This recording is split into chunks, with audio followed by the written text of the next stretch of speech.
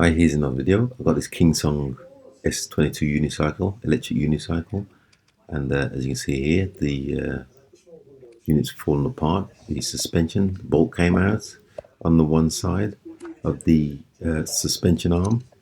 Here's one of the bearings that actually fell out. And let me just show you here. There's a little wear around here. One of the bearings is still in place, but not gone out. You got an inner and outer suspension arm. The black one's the inner, the red one's the outer, and they've got bearings in, which I'm gonna have to try and extract. And if you have a look at this here, these I've managed to take one of the arms off, and as you can see, bearings are just falling out virtually out of this side. Let's take the other side off also and strip the whole thing down, as well as remove the remnants of what's in the black section. Okay, this is the outer section, and the bearings falling out completely. So I'm just going to strip the thing down and dismantle the whole thing, the whole suspension, lever arms with a shock absorber. I'm going to grease the whole lot and replace the bearings.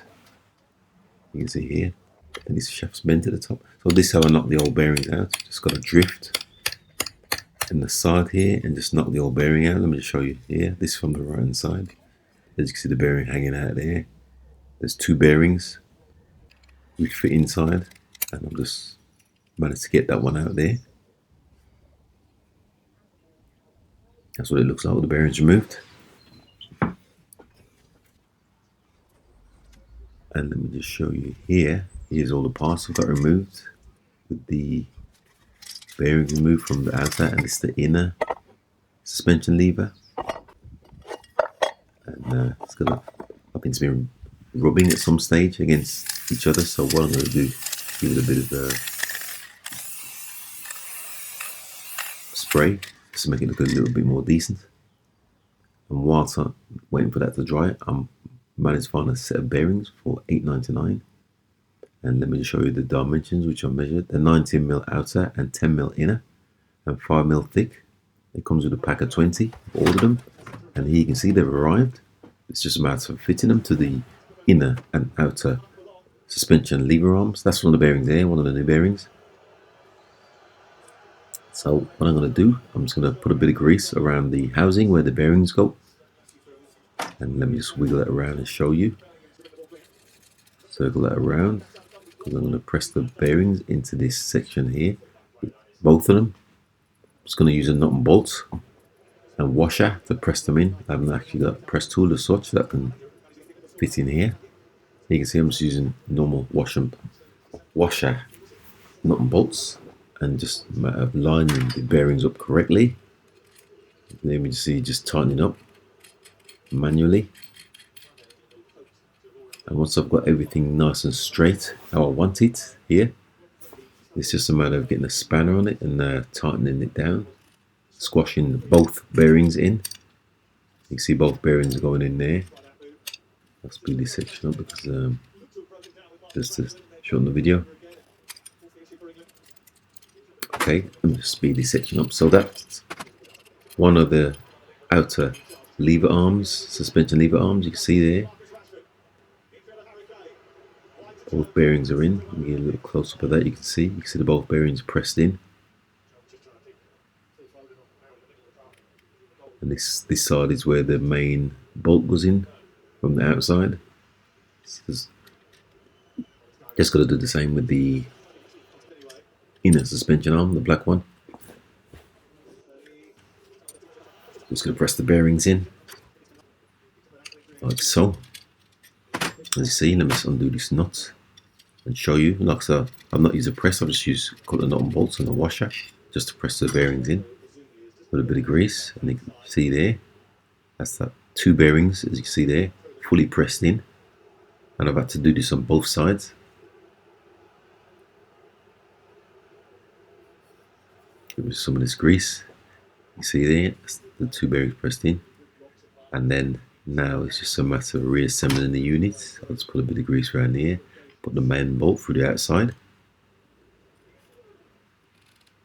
and go through both the bearings here on the outer lever. And then I'm just going to put a bit more grease around here, and then I'm just going to connect the inner lever, suspension lever arm. See, I've given it a nice coat of black paint to get rid of all the scratches. And then there's just a nut. It's nice and free there. It's just swinging on the bearings now, whereas before they were completely knackered and worn out and falling apart. Let me just show you here.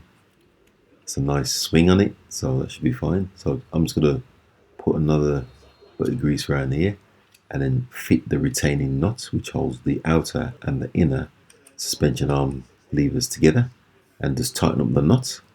I've got to do this for both sides.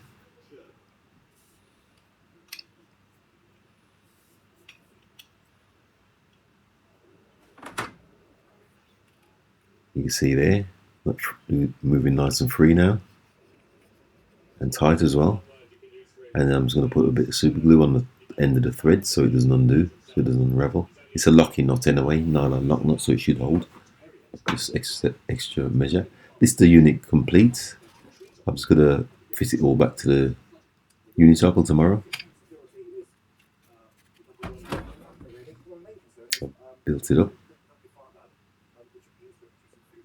And I've got a couple of spare bearings. There was 20. I think I've only used about 8.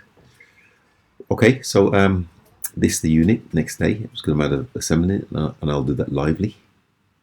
Just reassembling the suspension lever arm with the shock absorber to the Unicycle. Just give you a close up here. That's the suspension arms fully fitted. You see a bit of grease in there where I've greased all the bolts just to help it move freely. So I'm pretty satisfied with that. And here you can see me just tightening the suspension, just making it a bit more firmer by adjusting the lock nut on the top. Okay, pretty satisfied with that. So it's just a matter of reassembling these side panels, and they just stick on with the Velcro like so, both sides.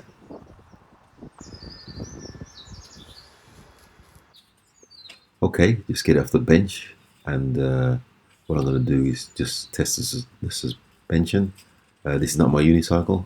I don't know how to ride it, so what I'm going to do is hold on to this chair and hope I don't end up in A&E just to test it.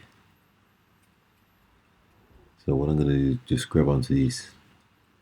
Once I've switched it on, just hold onto these chairs. You can't quite see that, and stand on it, and let me just bounce it up and down a bit, and you can see the movement there. So I'm pretty satisfied with that. I'll have to wait till the owner comes and tests it correctly. So with that, thanks for watching once again, and please subscribe.